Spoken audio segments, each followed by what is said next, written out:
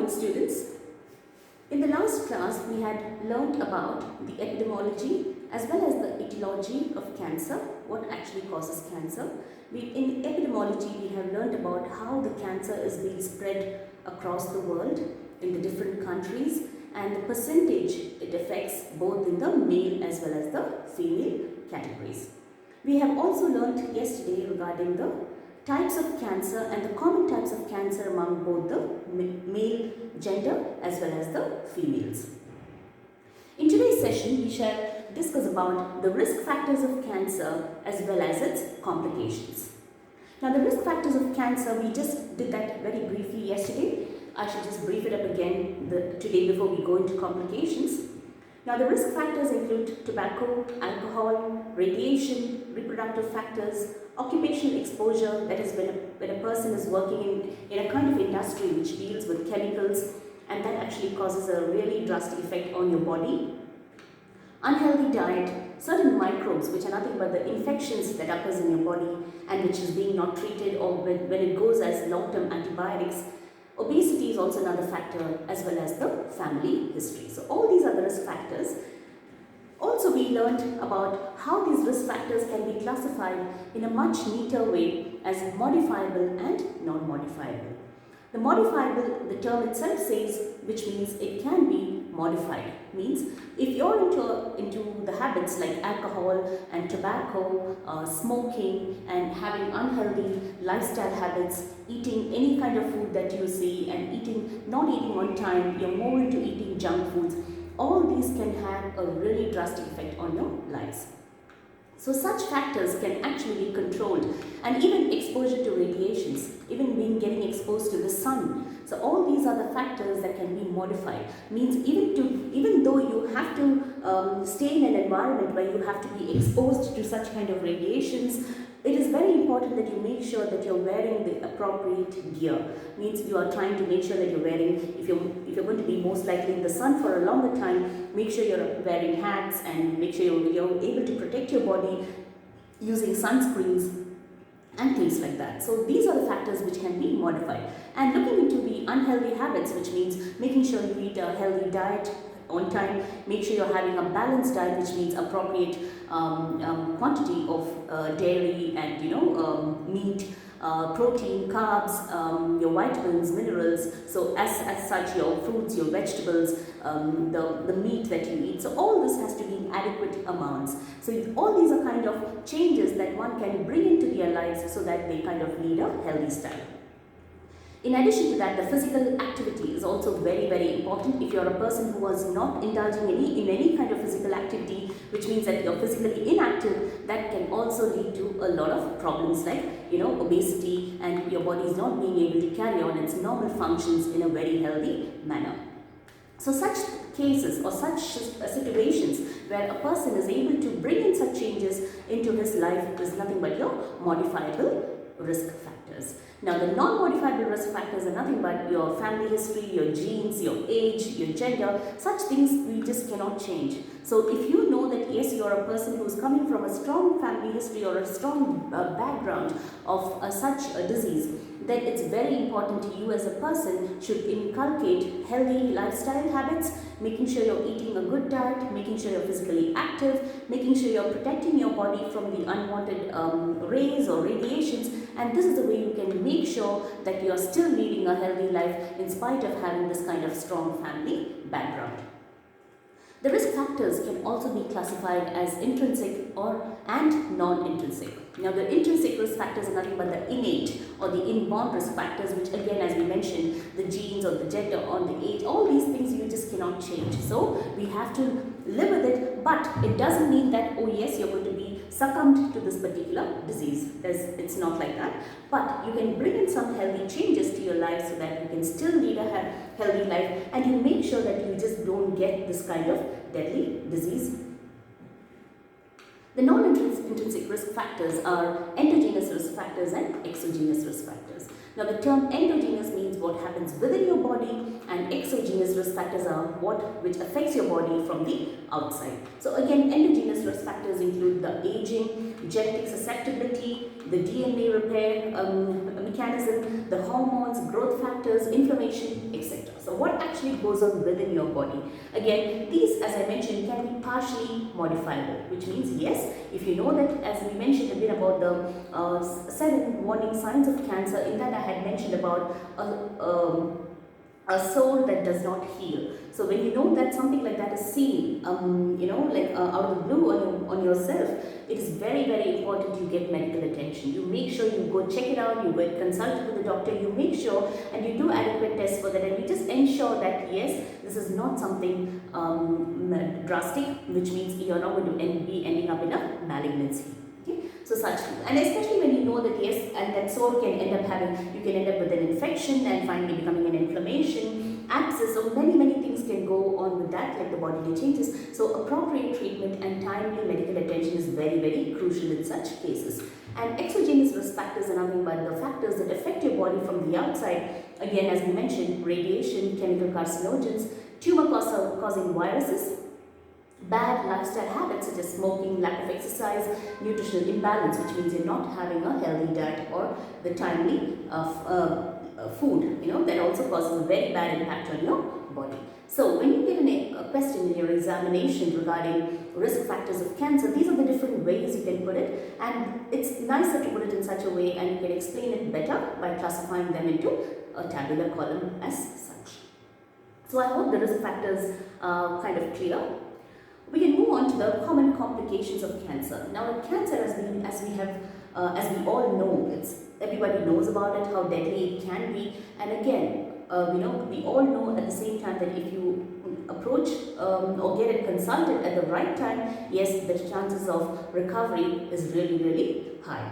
So the timely approach, timely medical management, and timely diagnosis is really, really crucial even in this case. Now, some of the common complications of cancer, now when we say complications, it can be associated with the disease alone, which means the disease can really metastasize, which means it can spread very, very drastically to the different parts of the body, affecting the various surrounding tissues, and finally affecting the main body organs, and eventually the body organs are not in a position to carry on its normal functions. Now, the complications may include neurological complications, which means it's affecting your brain and the nervous system. Skeletal complications is affecting your bone. Hematological complications means it's affecting your blood. Gastrointestinal, your GI tract. Endocrine system, respiratory system, and it can also cause effusions, which is nothing but abnormal collection of fluid or air in any kind of tissue, within the tissue or the spaces between the tissues and bodily organs. So these are the different kind of complications you may see in a patient who is actually battling this kind of deadly disease, the cancer. Now, one of the example which I am showing you here is based on neurological conditions. If it's affected the patient can show increased signs of having raised intracranial pressure, which means there can be severe headaches, and there can be swelling and edema, edematous conditions. Status epilepticus, which means it's nothing but the seizures are the most commonly we call it as fits. Yeah. So the fits that occur in a patient, and it can last for more than 5 minutes. So status epilepticus are nothing but the repeated episodes of these fits that a person gets, and what the most important thing is he may not regain his consciousness. So in such a case you call that status epilepticus. Intracerebral hemorrhage, which is nothing but bleeding within the brain, and delirium. It's also a state of mind where there can be confusion, there can be illusion, as well as the patient is not in a position to see things or perceive things or kind of analyze things in a proper manner or in a normal way that a person can usually do. Also, there can be epidural compression, because as I told you, this can also lead to conditions where there is compression of the nerves as well. Again, that can lead to kind of plegia, which is nothing but the weakness of any side of your body. So these are all the kind of complications that a cancer can cause in a patient. Now, the complications that occur in a patient who's undergoing this kind of cancer cancer disease is not only related to the particular disease, but again it can be because of the therapy as well. The therapy which may include the chemotherapy as well as the radiation therapy. Now, chemotherapy has got its own effects. As we know, they are nothing but high doses of cancer treating drugs. Yeah. And radiation therapy is nothing but the high doses of X-rays that you would give so that you're kind of killing the cells and making sure that they do not spread to the surrounding tissues and eventually affecting the organs. So the kind of complications you would see in a patient can also be related to the treatment as well, which is nothing but the chemotherapy and the radiation therapy as well. And some of the complications because of the treatment may include like nausea, vomiting, diarrhea, extravasations, and also some kind of hypersensitivity reactions. Now, some of the common complications of cancer. So that what I briefed you earlier was just like system-wise, and I just gave you an example of one of the systems, the way it can be affected. But from an exam point of view, if you get a question regarding the complications, you can put it in this manner as well. Like you're explaining the particular problem, and then you're just writing a little bit about it. So this is a way you can write in your exam, and depending upon the marks which is being allocated for that particular question, you decide and write how much of content is need to be written. Now, some of the common complications of cancer may include pain. So, pain is one of the most common things that you can see a patient is complaining of. But again, in not all cancer can be painful. But in case the patient is complaining to you about pain, then it's really important that you kind of inform the treating doctors and adequate medications are being prescribed for that particular problem. So you can give medications that kind of relieve the patient for pain as well. Fatigue is one of the most important complications you would see, which is something but where tiredness as well as weakness, and this can be because of your chemotherapy as well as the radiation therapy that the patient is receiving, and this particular problem can be temporary. Okay, it may not be, you will not be seeing that this is staying with the patient for long, so it's just during the kind of phase of treatment, which is chemotherapy and radiation therapy, the patient needs to show signs of fatigue. Difficulty in breathing, again this can be seen in some of the patients, that is nothing but feeling short of breath, and again for this treatment can relieve the particular symptom, which is nothing but maybe you make sure the patient is being positioned properly. So as a nurse, your responsibility is to make sure that he's got adequate comfort measures in his particular room, and make sure that you're offering him a Fowler's or semi-Fowler's position, extra pillows for extra support at the back, and making sure you're giving him oxygen by nasal prongs or even the mask. And it's really important that you inform the team as well about this, and this particular problem can be treated. Nausea is another problem or the complication that you can see among the patients, and again for that you can give the patient antiemetic medications, which is ondansetron, which is one of the most common antiemetic drug that we normally prescribe. But again, you have to be informing the treating doctors, and this can also be given so that this particular nauseous problem can be tackled. The next complication you would see in the patient could be diarrhea and constipation, which is nothing but the patient is not able to pass stools and motion properly, which is again, it can be, the patient is passing stools continuously, or he's not able to pass stools, which is nothing but constipation. So again, this could be, it could be the disease condition, or it could also be the kind of, because of the chemotherapy as well as the high doses of radiation the patient is receiving. The next complication you would see in a patient with this kind of cancer problem will be weight loss. So the patient will not be in a position to eat as he used to be, or he's not able to eat his normal diet, he's not showing any kind of interest, there may not be any kind of taste, the taste buds are playing up, so he's not able to eat his food. So all this can cause to massive kind of weight loss. So as a nurse, your responsibility would be, you're going to be checking the patient's weight as well, maybe once in 2 days as well. Okay, so that could be, and depending upon the hospital protocol and the criteria that the team is following, it's your responsibility to ensure that the weight of the patient is also being checked every now and then. And this can be combated by giving the patient tube feeding as well as intravenous infusions. Again, depending upon what the doctor prescribes, you as a nurse to make sure that this is being appropriately given to the patient, and the patient do not end up in severe weakness and weight loss. The next complication that is seen in a patient is the chemical changes in the body.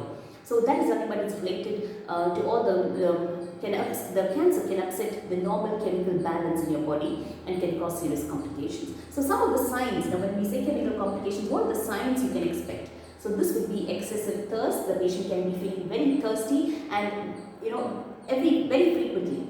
Okay, so this can happen. At the same time, he can show symptoms of frequent urination, constipation, as well as confusion. So all these are your chemical imbalances or serum electrolyte imbalances that you can see in the patient's body. And again, all this will be assessed because you will be doing the routine investigations and checking out whether the levels are being maintained. So when you come across something like this, you are going to be informing the team and you will be taking care of that, especially by giving fluids and also making sure the patient's electrolytes are back in balance. Now, the brain and the nervous system problems can also be caused, and this can be one of the most important complications due to cancer. And again, when it's related to your brain and nervous system, the first thing that you would start off as a sign would be the patient can be complaining of maybe loss of functioning, or maybe he's not feeling any kind of sensation in any part of his body. So that could be one of the reasons, one of the problems that the patient can exhibit. He can also be complaining of headaches, which can be mild or severe depending upon the situation, and also he can also be showing signs and symptoms of weakness on some side of the body, because one of the ways that he may be able to exhibit this is he can tell you that he's not being able to even lift up the pen or lift up the glass from where it is, and that is not the way he felt before. So by generally, and what I would say is, as a treating nurse, you can be assessing the patient on a daily basis, on a routine basis, just from your normal talk. So daily as you go to the patient, you just try to make him do this kind of active and passive activities. You just try to make him lift things, just to ensure that yes, his muscular strength has been retained and it has been same ever since he has come to the hospital from day one. So this is one of the ways that you as a nurse can inculcate such practices on your routine basis, and you're trying to assess these because you should be in a position to know what are the expected complications of cancer, as the disease as well as the treatment part as well. So keeping this in mind or bearing this in mind, as a nurse, you can be assessing the patient on all these complications by doing some kind of activities as such. So this is another complication. So headaches and weakness of any side of the body, pain and loss of sensation are all the kind of problems the patient may complain. The complication can also be related to your immune system, which means your healthy cells are being affected and your body is not in a position to fight infections. So what happens, why does this happen? Your body is actually weak, or you're getting weaker because the body is actually receiving this high doses of chemotherapy as well as radiation, and this can actually cause really kind of physical weakness in a patient. And your body is also prone to infections during this time. You may be finding it really difficult walking as such. Okay, this is also seen. And also another variety of symptoms that you can really see is the seizures. Again, as we mentioned earlier, the fits can also be one of the complications that also you can see when a patient is battling this kind of disease. So the immune system also shows signs and symptoms. The next complication that you can see is the cancer that spreads, which means how the cancer actually metastasizes, or you can see metastasis, which is nothing but how it spreads to other parts of the body. So that again is a check, because you're actually sending the patient for diagnostic imaging, and with all that you will be in a position to check if the tumor or the particular cancer is actually getting localized or is still under control, or if it is actually metastasizing, which means if it is actually spreading or affecting the surrounding tissues and eventually heading towards the organs. So that is one type of complication.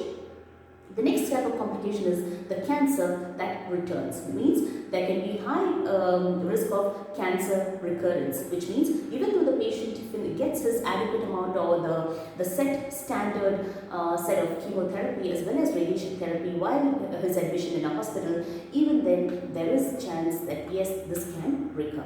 But in some cancers, there are more likely to recur than others. So the best thing, you need to make sure the patient and the family as a nurse should be aware, or you must be in a position to create awareness about all these things before the patient actually gets discharged from the hospital and the patient actually kind of moves to the next level of therapy or treatment. Again, when you look into oncology part, there are various levels of treatment when it comes to the oncological section. Like once the patient is actually discharged from the hospital, and even though the patient is not 100%, but yes, he's still under medication, he needs to come back for follow-up, or he needs to come back for a few more sessions of radiation therapy, and there are a few more hospital follow-ups which actually is going to occur even though the patient gets back home. And the next level would be to make sure the patient's symptoms are being controlled. So you will be providing this palliative care and hospice care. So these are all the different types of treatment, and there are specified teams who actually takes care